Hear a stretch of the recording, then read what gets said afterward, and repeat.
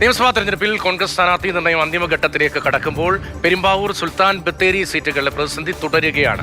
പെരുമ്പാവൂരിൽ മത്സരിക്കാൻ യോഗ്യനെന്ന് എൽദോസ് കുന്നപ്പള്ളി പറയുന്നു. കെ സി വേണുഗോപാലുമായി വിശദമായ ചർച്ച നടന്നില്ല എന്നും എൽദോസ് ഡൽഹിയിൽ പറഞ്ഞു. ജനാധിപത്യ പാർട്ടിയല്ലേ, എല്ലാവർക്കും തൃപ്തി ഉണ്ടെങ്കിൽ എല്ലാ കാൻഡിഡേറ്റും 100% ഫുൾ വോട്ട് അങ്ങ് ജയിക്കില്ലേ. അപ്പോൾ അതുകൊണ്ട് ഇത് എല്ലാം തീരുമാനിക്കുന്ന പാർട്ടിയാണ്. പെരുമ്പാവൂരിലെ ഒരു രാഷ്ട്രീയ സാഹചര്യം എന്താണ്? വളരെ അനുകൂല സാഹചര്യമാണ്. ഞാൻ 10 വർഷമായിട്ട് MLA ആണ്. എനിക്ക് അവിടെ നല്ല ലീഡിന് ജയിക്കാൻ പറ്റും. അവിടുത്തെ പെരുമ്പാവൂരിലെ ആളുകളെല്ലാം എനിക്ക് സപ്പോർട്ടാണ്. എനിക്ക് അനുകൂലമായ നിലപാടാണ്. വിഷ്ണു പ്രസാദാണ് വിവരങ്ങളുമായി ഡൽഹിയിൽ ചേർന്നത്. വിഷ്ണു, എൽദോസിന്റെ കാര്യത്തിൽ അനിശ്ചിതത്വമാണോ? എൽദോസിനെ പകരം മറ്റൊരാളെ അവിടെ മത്സരിപ്പിക്കാം എന്നതാണോ ആലോചന? അതിനൊപ്പം തന്നെ ബത്തേരിയിൽ സംഭവിക്കുന്ന എന്താണ്? IC ബാലകൃഷ്ണന്റെ കാര്യത്തിൽ എതിർപ്പുയരുകയാണോ?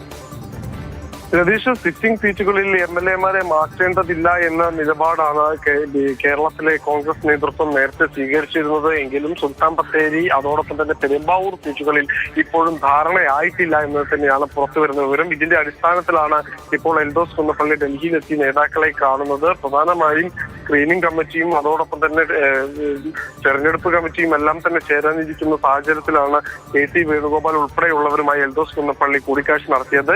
നേരത്തെ ഈ സിറ്റിംഗ് സീറ്റുകളുടെ കാര്യം പറഞ്ഞപ്പോൾ തന്നെ IC ബാലകൃഷ്ണനും എൽദോസ് കുന്നപ്പള്ളിക്കുമെതിരെയുള്ള ആരോപണങ്ങളും കേസുകളും പാർട്ടിക്ക് ആ മണ്ഡലങ്ങളിൽ തിരിച്ചടിയാകുമോ എന്നൊരു ആശങ്കയുണ്ട്. ഇക്കാര്യത്തിൽ കോൺഗ്രസ് ഹൈക്കമാൻഡ് നൽകിയിട്ടുള്ള ചില മാനദണ്ഡങ്ങൾ സംബന്ധിച്ച് കേരള നേതൃത്വത്തിനും ഒരു വ്യക്തത വരേണ്ടതുണ്ട്. ഇതിന്റെ അടിസ്ഥാനത്തിൽ മാത്രമേ ഇരു മണ്ഡലങ്ങളിലും സ്ഥാനാർത്ഥിത്വം സംബന്ധിച്ച അന്തിമ തീരുമാനത്തിലേക്ക് എത്തുകയുള്ളൂ.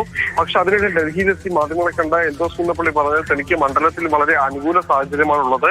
യാക്കോബായ വിഭാഗത്തിൽ നിന്നുള്ള ഒരു ആളായ തനിക്ക് ആ മണ്ഡലത്തിൽ മറ്റൊരു സ്ഥാനാർത്ഥി വേണമെന്നോ അല്ലെങ്കിൽ അവകാശവാദം ഉന്നയിച്ചുകൊണ്ടോ ക്രിസ്ത്യൻ മതത്തിൽ തന്നെ ഇതര വിഭാഗങ്ങളിൽ നിന്ന് സമ്മർദ്ദം ഉണ്ടായിട്ടില്ല എന്നും പറയുന്നുണ്ട്. തനിക്ക് അനുകൂലമായ നിലപാട് നേതൃത്വം എടുക്കുമെന്ന് തന്നെയാണ് എൽദോസ് കുന്നപ്പള്ളി ആത്മവിശ്വാസം പ്രകടിപ്പിക്കുന്നത്. രതീഷ്, ശരി, എൽദോസിന്റെ കാര്യത്തിൽ ഇപ്പോഴും ഉറപ്പില്ല. IC ബാലകൃഷ്ണന്റെ കാര്യത്തിലും മത്സരിപ്പിക്കാനാകുമോ എന്ന കാര്യത്തിൽ ഉറപ്പില്ല എന്ന വിവരമാണ് വിഷ്ണു പ്രസാദ് നൽകുന്നത്.